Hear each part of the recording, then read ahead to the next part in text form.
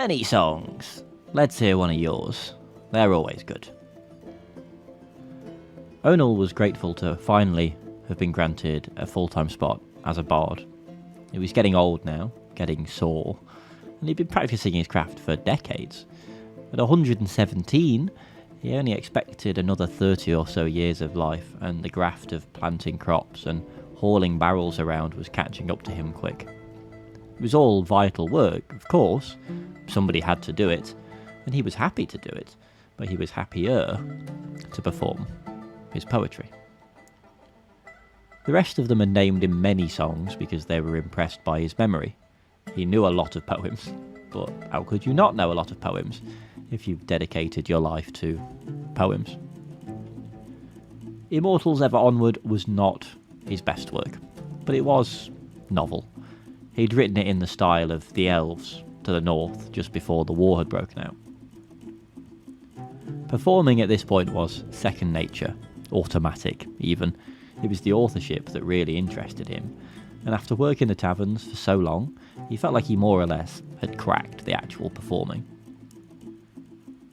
As his mouth and hands went through the motions, he kept one uneasy eye on the door. It had been around a year now since the frog had come through, and they had spoken. At some point, it, or somebody associated with it, would be back, and he would be expected to do something stupid. What exactly he would be expected to do, he was not sure. The frog hadn't bothered to elaborate on that. Its gurgling voice had simply made it very clear that Alath and Mafol, his two youngest children, here in Questring, would be counting on him to make the right decision. The poem came to an end. There was a cheer and some scattered applause. Gods knew he could do with a cup of parsnip wine.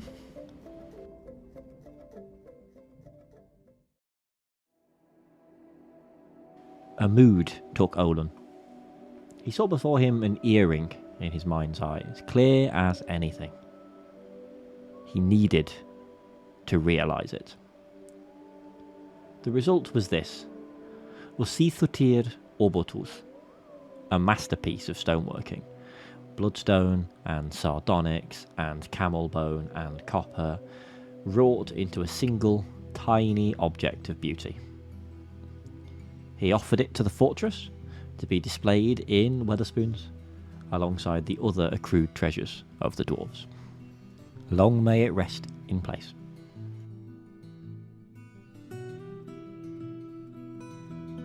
Incursions by kobolds trying their luck at snatching some treasure aren't uncommon.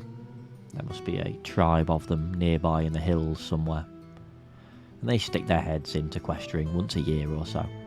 Usually they get spotted and scarper before making it anywhere near Weatherspoons. This time, they were spotted by a dwarf with a spear. A tragic shame. They're innocent creatures, mischievous, but they are thieves, and they can be dangerous. Still, it's always a shame to kill them, and now somebody has to clean up what's left of them.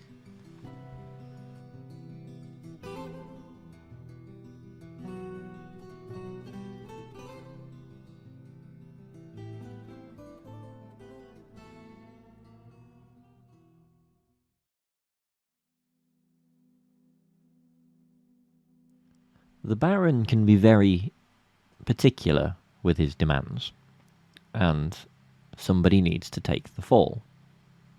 In this case, it was the Baroness. Tobul, the Hammerer, is the kind of dwarf to do what he's told.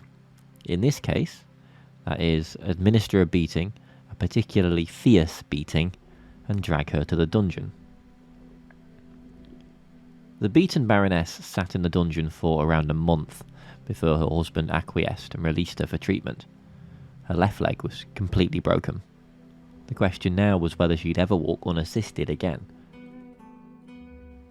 The other, quieter question for many songs was, if the Baron will have that done to his own wife, what does that mean for him?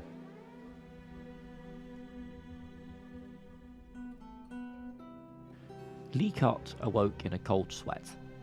She'd been dreaming, reliving that kobold incursion.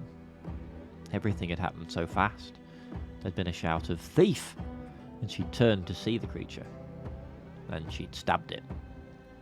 She'd stabbed it a couple of times, but the one that stuck with her was the one that had punctured its lung.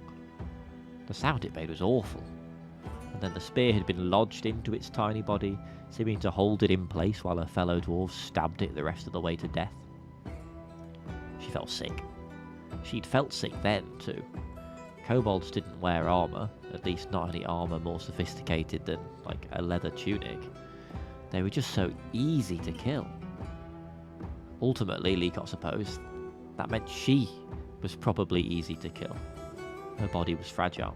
Her husband's body was fragile. Her children's bodies were fragile.